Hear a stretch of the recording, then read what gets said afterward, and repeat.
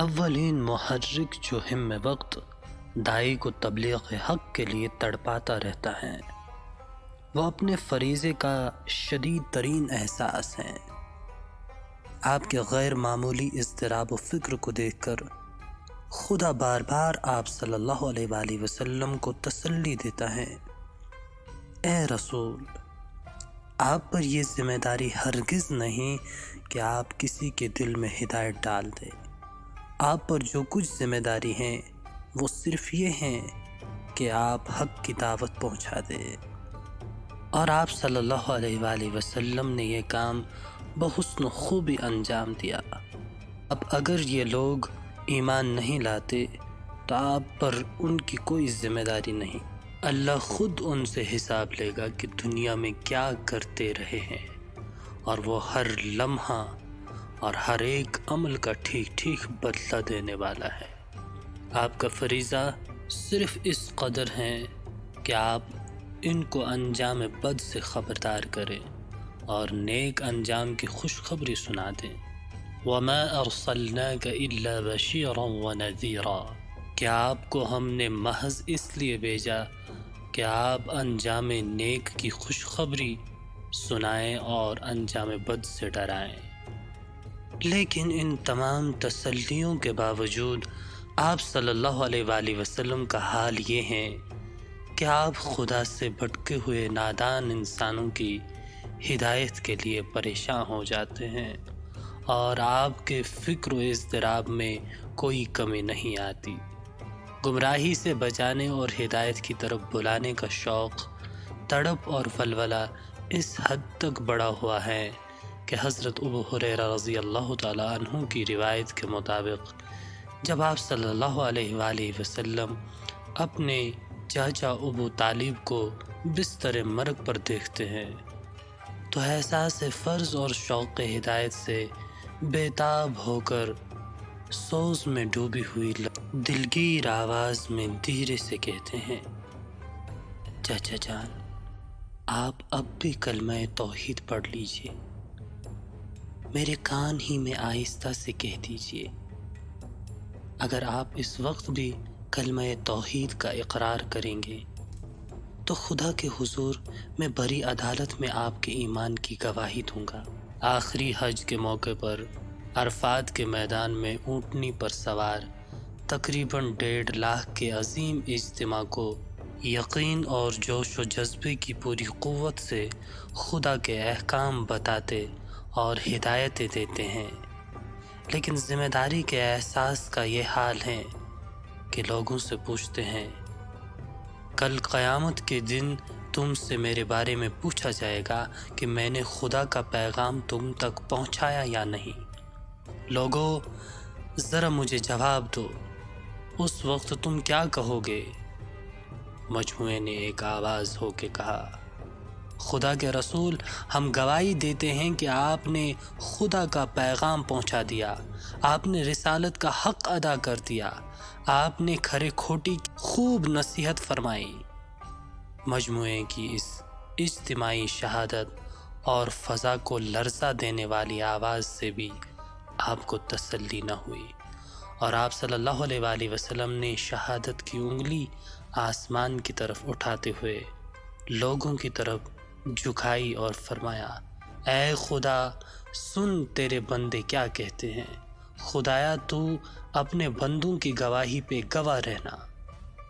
پھر فرمایا، خدایا تو اپنے بندوں کی گواہی پہ گواہ رہنا۔ پھر تیسری بار فرمایا، خدایا تو اپنے بندوں کی گواہی پہ گواہ رہنا۔ خدایا، یہ صاف صاف اقرار کر رہے ہیں کہ میں نے ٹھیک ٹھیک تیرا دین ان کو پہنچا دیا۔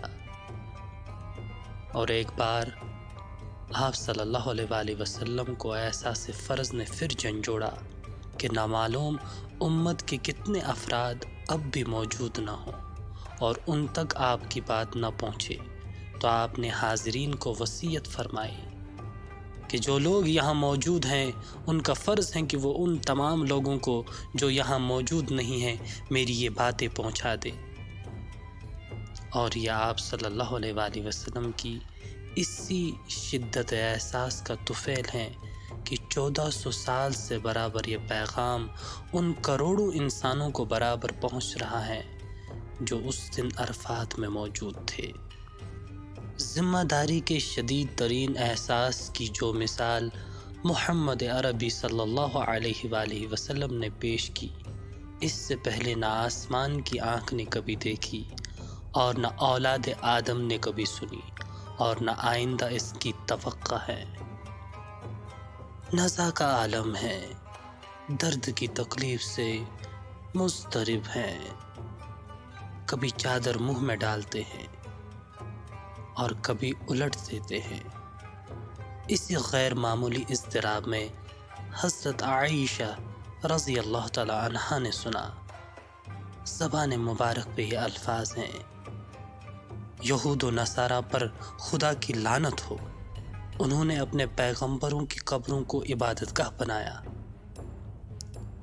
حضرت عائشہ رضی اللہ تعالی عنہا کے پاس چند اشرفیاں رکھوائی تھی۔ اسی بے چینی کی حالت میں ایک بار فرمایا: عائشہ، وہ اشرفیاں کہاں ہیں؟ کیا محمد خدا سے بدگماں ہو کے ملے گا؟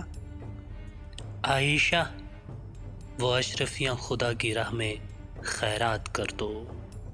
داعیانہ تڑپ کا دوسرا زبردست محرک رضا الہی کا بے پایاں شوق ہے۔ یہ داعیانہ کوششوں کا اصل سرچشمہ ہے اور ایسا زندہ محرک ہے جسے کبھی فنا نہیں ہونا۔ عمل کے ہزاروں محرک ہو سکتے ہیں، لیکن ہر محرک مضمحل ہو سکتا ہے، بے اثر ہو سکتا ہے، بلکہ فنا ہو سکتا ہے۔ لیکن خدا کی خوشنودی کا شوق صرف یہی ایک ایسا محرک ہے جو ہمیشہ باقی رہنے والا ہے۔ نبی کی وفات کے وقت جب صحابہ کرام دل شکستہ ہونے لگے اور غم کے ہجوم میں مختلف قسم کی کیفیتیں ان پہ طاری ہونے لگی، تو اس وقت حضرت ابوبکر صدیق نے ایک حقیقت افروز تاریخی خطبہ دیا جو رہتی دنیا تک اسلامی قافلوں کے لیے بانگ درا ہے۔ حضرت ابوبکر صدیق رضی اللہ تعالیٰ عنہ نے فرمایا: اچھی طرح سن لو، جو کوئی محمد کی بندگی کر رہا تھا اسے معلوم ہونا چاہیے کہ محمد اس دنیا سے جا چکے، اور جو کوئی خدا کی بندگی کر رہا تھا تو خدا زندہ ہے اور اس کو کبھی موت نہ آئے گی۔ ان لفظوں میں آپ نے بڑی زبردست حقیقت بیان کر دی۔ اسلام نے کسی فانی چیز کو اپنا نصب العین نہیں بنایا ہے۔ اسلام کا نصب العین خدا واحد کی خوشنودی ہے۔ یہ وہ ابدی نصب العین ہے جسے کبھی فنا نہیں۔ خدا کو نہ کبھی اونگ آتی ہے اور نہ نیند، نہ اس پر کبھی غفلت طاری ہوتی ہے اور نہ بے ہوشی۔ وہ کسی وقت بھی اپنے بندے سے غافل نہیں ہوتا۔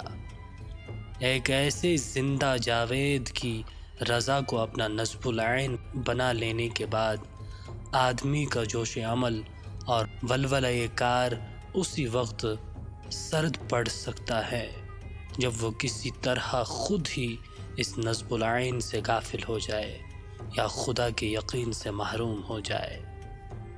طائف والوں کو پیغام حق سنانے کے بعد جب آپ صلی اللہ علیہ وآلہ وسلم لہو لہان اور غم سے نڈھال واپس ہوئے تو راہ میں آپ صلی اللہ علیہ وآلہ وسلم نے خدا سے دعا کی۔ اس دعا کو پڑھیے، اس کے ایک ایک لفظ سے یہ حقیقت ٹپکتی ہیں کہ رسول خدا صلی اللہ علیہ وآلہ وسلم کے دل میں ایک ہی شوق سمایا ہوا ہے کہ مجھ سے میرا پروردگار خوش ہو جائے، اس کی رضا حاصل ہو تو سب کچھ گوارا ہے۔ اگر پروردگار راضی ہے تو نہ کسی دکھ اور تکلیف کی شکایت ہے اور نہ کسی کے ظلم و زیادتی کی پرواہ ہے۔ آپ صلی اللہ علیہ وآلہ وسلم اپنے خدا سے فریاد کرتے ہیں: اے اللہ، میں تجھی سے اپنی بے بسی اور بے چارگی اور لوگوں کی نگاہ میں اپنی بے قدری کا شکوہ کرتا ہوں۔ اے ارحم الراحمین، تو سارے ہی کمزوروں کا رب ہے اور تو ہی میرا بھی رب ہے۔ تو مجھے کس کے حوالے کر رہا ہے؟ کیا کسی بیگانے کے حوالے جو میرے ساتھ سختی سے پیش آئے، یا کسی دشمن کے حوالے جو مجھ پر قابو پالے؟ اگر تو مجھ سے خفا نہیں ہے تو مجھے کسی مصیبت کی پرواہ نہیں ہے، مگر پھر بھی اگر تیری طرف سے مجھے عافیت مل جائے تو میرے لیے اس میں زیادہ کشادگی ہے۔ میں پناہ چاہتا ہوں تیری ذات کے نور کی، جس سے تاریکیاں چھٹ جاتی ہیں اور جس سے دنیا اور آخرت کے سارے معاملات سدھر جاتے ہیں۔ اس سے مجھے بچا لے کہ تیرا غضب مجھ پہ نازل ہو، یا میں تیرے عذاب کا مستحق بنوں۔ میں تیری ناراضگی دور کرنے میں لگا ہوں، یہاں تک کہ تو راضی ہو جائے۔ خدایا، تیرے سوا کسی کے پاس کوئی طاقت و قوت نہیں۔